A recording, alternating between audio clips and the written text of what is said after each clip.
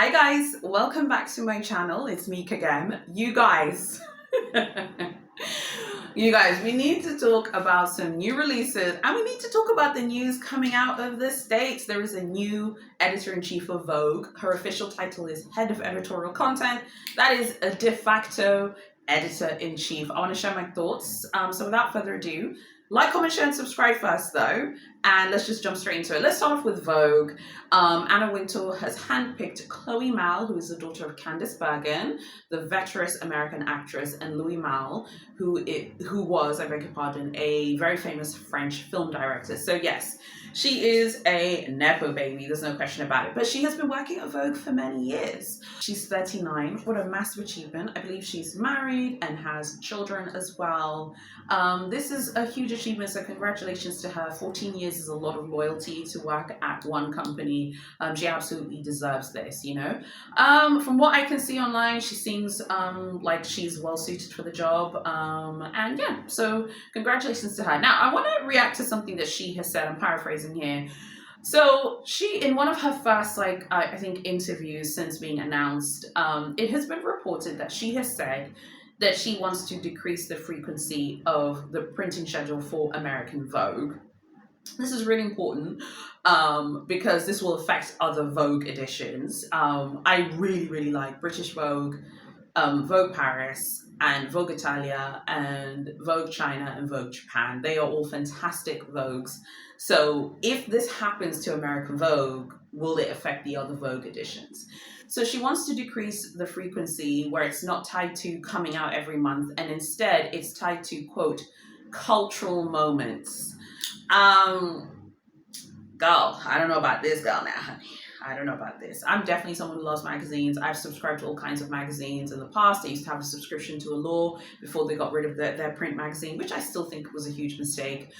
I used to have all kinds of subscriptions. I used to have a subscription to Bazaar, and in fact, I think I want to resubscribe to Bazaar as well. And I would pay like the international price because obviously it has to be shipped to Tanzania. Now, American Vogue is not like a magazine I've ever felt the need to subscribe to because I just don't like the covers and the things I have seen from American Vogue. It's never made me want to like subscribe. When you think of a fashion magazine, I want it to serve fashions, honey. Like that's what I want it to serve. Serve fashion, serve things that are really interesting. Taking away the monthly schedule, I think right now American Vogue is printing 10 editions a year. Obviously, they're 12 months in a given calendar year. They're printing like 10. To go away from the monthly format, to go around cultural moments, I don't know, to me it seems a little bit...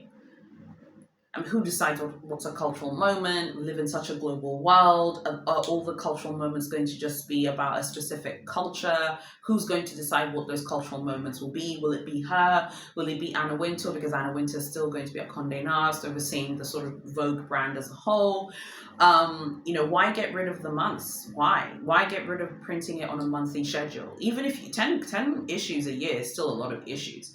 Why get rid of it? I left a comment, I think, on an Instagram page, and a lot of people were reacting to what I had said, which was I just didn't agree. Obviously, it's not up to me, but I do have a master's degree in magazine journalism, so I think I can provide a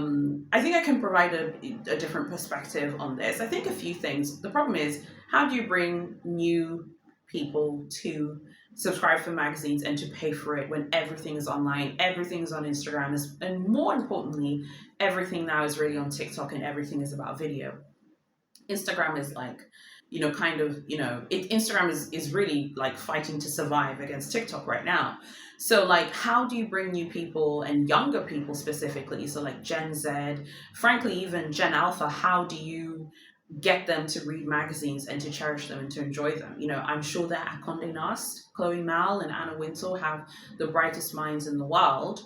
But if you just want my opinion, I definitely think that American Vogue have to figure out what is going to get people to subscribe again. On the one hand, I see what people are saying, like, I'm tired of seeing celebrities on the cover. A lot of people are saying they don't want to see celebrities on the cover, but the problem is celebrities bring new people. If American Vogue get Taylor Swift's wedding pictures, because she's engaged, if American Vogue get Taylor Swift's wedding pictures, people are going to rush to the newsstands to buy the magazine. People who love Taylor Swift will buy it, people who love weddings will buy it, and people who are just interested to see the pictures in the sort of high gloss format will buy it. And now I know what you're saying, well, you have Vogue weddings on Instagram, you don't really need to buy the magazine. I mean, with the magazine, they could do something super special, like they could do all the pictures in the magazine and only have a few on Vogue weddings, or they can negotiate with Taylor Swift and her fiance to figure out like which ones to share. This is assuming that Taylor Swift would want to have her pictures in Vogue. I would assume that Taylor Swift would be happy to do that, but who knows? I'm just speculating here because I have no idea who's going to land Taylor Swift's wedding photos. If she's going to sell, will she sell her wedding photographs when that happens, or will she keep it private? But just speculating, I just wanted to put it out there. So I was just saying, as a speculation, because that is a big wedding that's coming up. If Taylor Swift was to say, okay, I'm going to let Vogue take my pictures, that would make a lot of sense for that to be in Vogue for fashions, because people would be super curious. Who's going to do Taylor Swift's wedding dress? Taylor, baby, I hope you choose Versace, because her Versace off-duty looks always look great.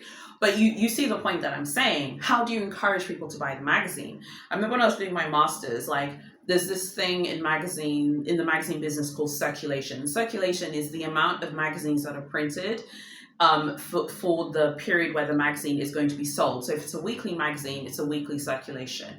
If it is a monthly magazine, it is a monthly circulation. And the circulation for Vogue, at least British Vogue, has been quite steady throughout the years. Even American Vogue circulation hasn't dropped by that much. So there's still people who are picking up the magazine in shops every now and then and picking it up. And maybe someone's just like, oh, okay, well, I'm going to be home, chilling at home today. Maybe I'll read the magazine while I'm watching TV, or maybe I'll read the magazine while I'm, playing with my daughter or my son or whatever, right? So I think that for American Vogue and Vogue in general, going away from having months is so strange to me, because to me, the month is the anchor. I think it's really important. Some people were saying that it makes sense to make it a collectible. I don't know. To me, magazines are not collectibles. I'm not a collector. But if I was going to collect magazines, maybe there'd be like really unique magazines from like the 1940s and 1950s and 1960s from different countries. I don't know. But I don't know if a magazine of today would necessarily be seen as a collectible. It seems like a strange decision to opt not to print the magazine every month. Now, some people were saying to me in this one comment thread, like, well, they don't do 12 issues anyway. I get that. But 10 issues is still a lot. Like, if I subscribe, I want to know I'm really subscribing for a few issues. If I'm subscribing based on what the Vogue team in New York think is a cultural moment, I'm sorry, we might not have the same view on what kind of culture is relevant. I want your takes on fashions. I want to see glossy, high-end photo shoots of Margiela, of Giorgio Armani, God rest his soul. I want to see that stuff. Okay, I don't necessarily want Vogue's opinion on a cultural moment, because who is Vogue to decide what a cultural moment is? I don't know about this, girl. I think to me, it kind of feels like they're running away from fixing the actual problem with American Vogue. The critiques that American Vogue has received is that American Vogue is too focused on celebrities and doesn't actually serve fashions, honey. You are a fashion magazine. Serve up fashions and serve up the looks. That's what the girls want to see, and that's what people find really interesting, and that's what people gravitate to. So why would you not serve that? And instead you're like, okay, we're just going to decrease the frequency and make it a collectible. Improve the magazine and make the content better, and people will come back and subscribe. And of course, bringing younger people in is going to be difficult, because younger people do really like celebrities or influencers. And while I think we do live in a post-celebrity world, younger people have different things that they're looking for, because they are always online first. So making the magazine really interesting to read and making it maybe a more tactile experience. I remember when I used to subscribe to different magazines in the past, they used to have a subscriber-only cover. Go back to doing that. Bring back the subscriber-only covers. Bring back those really long, interesting pieces that were like 10,000 words, 7,000 words that are like about fashions, and really feature Vogue weddings. Vogue weddings, but in print, but like more multicultural, more inclusive of different cultures and beliefs would be really, really cool. And I definitely think that there is a market for that content, you know? I think it was said that she had brought JFK's grandson on of the Vogue podcast. Look, I don't know about you. I don't care what JFK's grandson has to think about the world. Me personally, I don't care. As I said on Instagram, there is a market for that kind of content. There is a market for that's kind of like high society content that intersects with high-end, glossy, glamorous fashion. So maybe that could be an angle for them. So anyway, God bless them.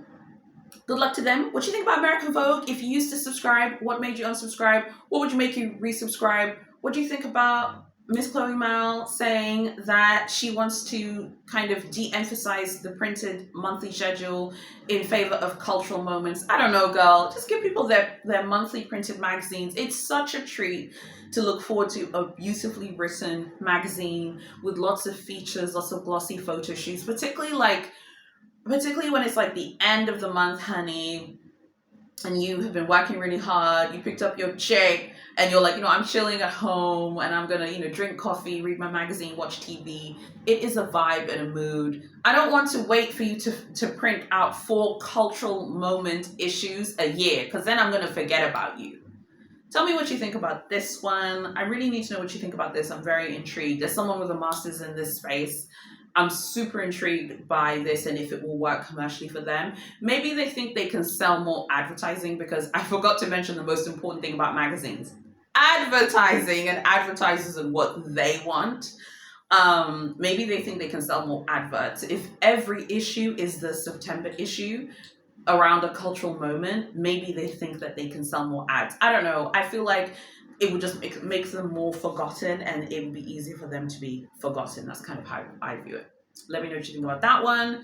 The next thing I wanted to talk about is the Fendi Spy Bag. Guys, I've been meaning to discuss this with you guys. Obviously, this is the reissued Fendi Spy Bag for 2025. What do you think about this? What do we think about this, ladies and gentlemen? Do we like this? I don't know, guys. I don't like this. Not that Fendi care what I think, but I don't like this. I'm not a fan. Has anyone bought this new spy bag? Do you like it? I don't know. There's something about it that looks really... I've never thought I'd say this for Fendi, because I really like Fendi, but there's something about the new Fendi Spy Bag that looks really cheap to me. I don't know what it is. And I know that it's like, it was like the first, it bag or whatever. Venturini is so creative with her designs. She invented the baguette. She invented the peekaboo. Obviously, this is her the original Spy is her design. Obviously, this one is hers too. But there's something about it that looks really cheap. I don't know. And I hate to say it, but there's something about it that looks really fast fashion to me. And I'm not like a fast fashion hater or anything like that. I mean, I don't know what you guys think about this. I'd be super, super curious to know. And then the final thing I wanted to show you are these earrings from Chopard. These beautiful heart earrings worn by the beautiful, stunning Bella Hadid. Absolutely love these. Of course, she is one of Chopard's... Well, I think she is the face of Chopard right now. Just looks absolutely gorgeous on her. These are high jewelry. I wanted to just put them out there for the people who like high jewelry. No idea about price. I'm sure they are all sit in the 6-figure range, because they look like they cost an absolute fortune. But I just had to put that out there, because when I saw these on their Instagram, I reposted them on, when I saw these on their Instagram, I also reposted these on my Instagram. I remember thinking, wow, gorgeous, beautiful, amazing, so stunning. They're hearts. Oh my God, so cute. Just had to show you. So I really hope you like this video. I just wanted to quickly just let you know about some stuff that was happening in the luxury fashion world, and show you the Fendi Spy, which is obviously new for 2025, and the new Chopard heart earrings from the high jewelry collection. The collection is called Heure du Diamants, which means the time of diamonds, I beg your pardon, the hour of diamonds. And yeah, and I also wanted to talk about Vogue as well really quickly. Like, comment, share, and subscribe. Thank you so much for watching. God bless you all. I'll see you in my next video. I'm out.